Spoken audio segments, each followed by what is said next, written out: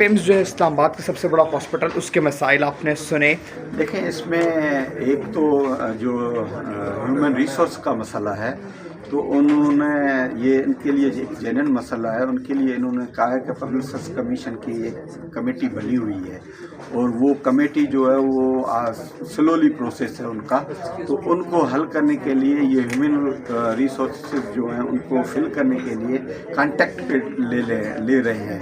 تو یہ ایک اچھا پروسیس ہے، یہ کانٹیکٹ پہ جلدی لینا چاہیے. پورا 50% ہیومن ریسورسز کم ہے. اگر اتنا ہیومن ریسورسز اور بجٹ کم ہوگا تو ہاسپٹل کیسے رن کرے گی جب اتنی اوور کراؤڈنگ ہے.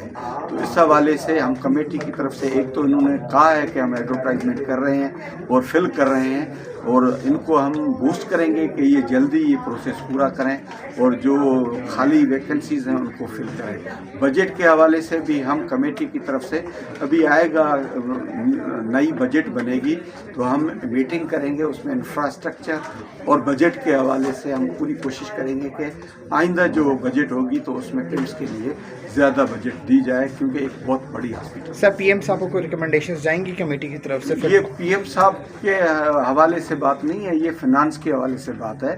یہ بجٹ بنانے والے جو فنانس والے ہیں ان کو ریکمنڈیشن جائے گی.